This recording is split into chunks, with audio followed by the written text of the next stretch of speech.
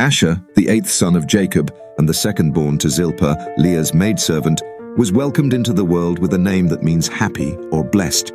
Leah chose the name, proclaiming, "How happy I am, the women will call me happy." Asher's name reflected Leah's joy at bearing another son for Jacob, strengthening her position in the family rivalry with Rachel. Unlike some of his brothers whose names were steeped in struggle or conflict, Asher's name carried a sense of joy and contentment from the beginning.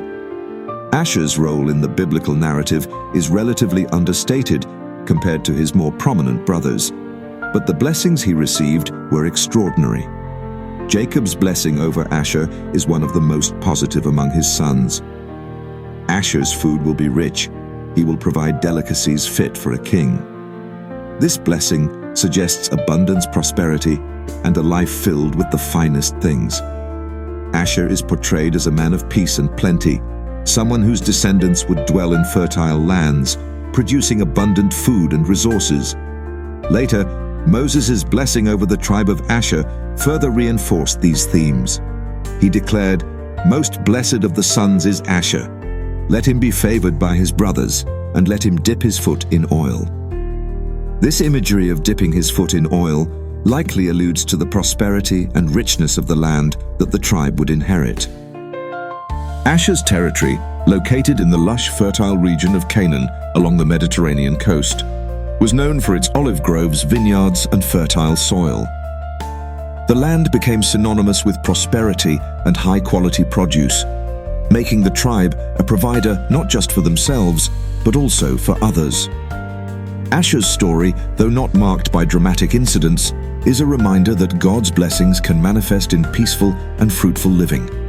His descendants enjoyed the good things of the land, embodying the happiness and abundance that his name signified. Unlike other tribes who were known for their struggles and wars, Asher's legacy was one of contentment and joy, enriching the lives of those around them. Issachar, the ninth son of Jacob and Leah, was born under circumstances that highlighted Leah's determination and persistence. His birth was the result of an unusual transaction between Leah and Rachel.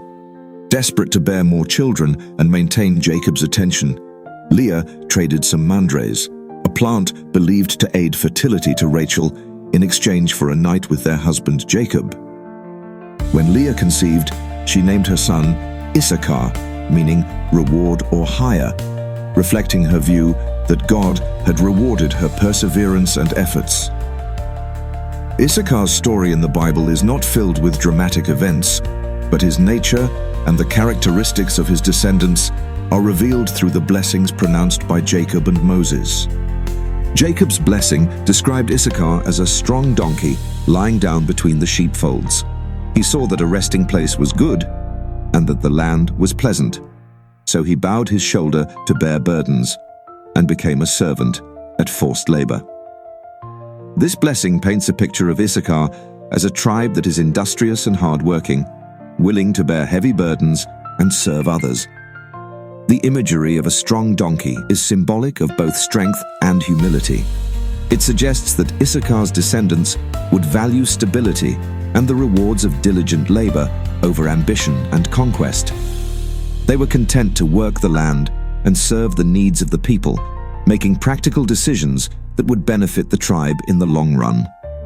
Unlike the warlike tribes, Issachar preferred to focus on domestic prosperity and peaceful coexistence. However, Jacob's blessing also carries a note of caution. The reference to becoming a servant at forced labor hints at a potential downside to Issachar's nature, an inclination to sacrifice freedom for the sake of comfort and security. This characteristic would become apparent in their later history, as the tribe of Issachar often found itself serving under stronger tribes or external powers. Their contentment could sometimes lead to complacency, making them susceptible to domination. Yet Issachar's tribe was also known for wisdom and understanding of the times. Moses' blessing over Issachar emphasized their scholarly nature, stating, "They shall summon people to the mountain. There, they offer sacrifices of righteousness." Issachar's descendants were seen as people of insight and discernment, known for producing wise leaders and scholars who contributed to the spiritual and intellectual growth of Israel. They were often consulted for guidance and judgment, embodying a blend of physical strength and mental acuity. Issachar's story, therefore, is one of balance, strength, coupled with humility, service, paired with wisdom. His tribe was a stabilizing force in Israel, a group that valued hard work, knowledge, and the pursuit of righteousness. Zebulun, the 10th son of Jacob and Leah, was born after Issachar.